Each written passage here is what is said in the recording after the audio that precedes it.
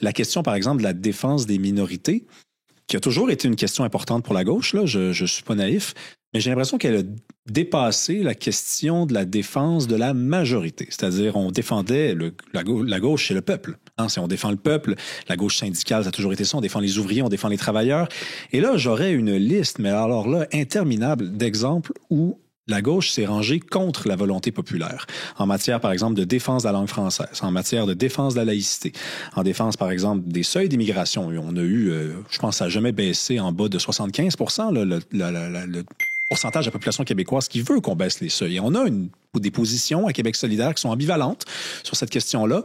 Ça fait juste 6 mois là, qu'on sait que le parti militerait lui aussi pour une baisse des seuils.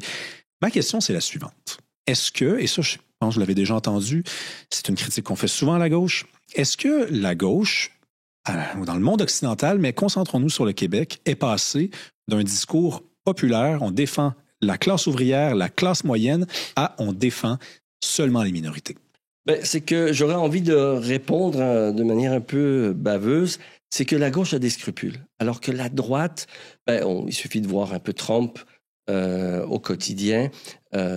Parfois, la droite n'a aucun scrupule à mentir, à grossièrement exagérer, à donner des réponses toutes faites qui ne sont pas adaptées, etc. Alors que nous, on essaye d'apporter des nuances, on veut rester le plus proche de la réalité, etc. Et donc, lorsqu'il y a des projets de loi, que ce soit la Charte des valeurs, les seuils d'immigration, etc., on essaye d'apporter des nuances qui protègent contre une injustice, qui protègent contre une discrimination indue, qui protègent la dignité des gens.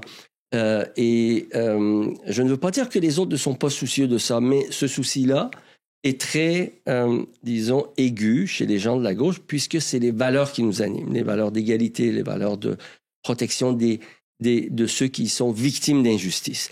Et il est évident que dans une société, la plupart du temps, des minorités, surtout ceux qui n'ont pas de statut ou peu de un statut qui est précaire, sont dans une situation de vulnérabilité par rapport à la majorité.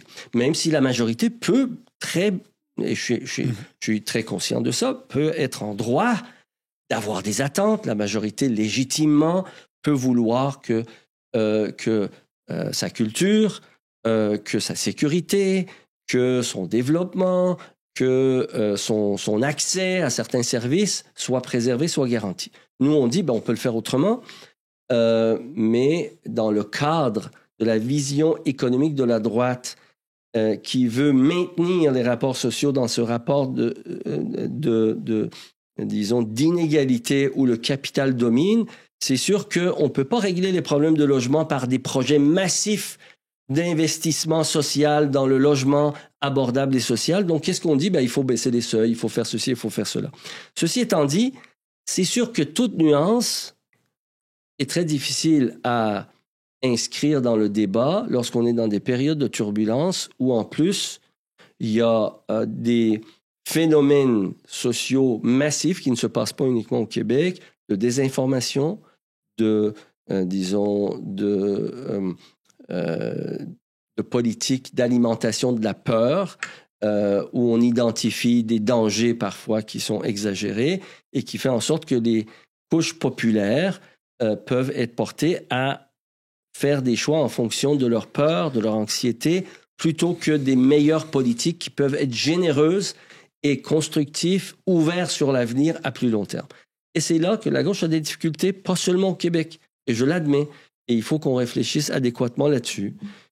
Parce qu'il y a vraiment, vous le sentez, là, qu'il y a quand même une différence dans la façon qu'elle s'est exprimée, la gauche. Là. La gauche des années 70, elle aurait été pour la laïcité, elle aurait été... la gauche... Elle aurait été pour la... Attends, mais c'est là... Attendez. Les rinistes qui étaient au PQ en 77, ils ont appuyé la loi 101.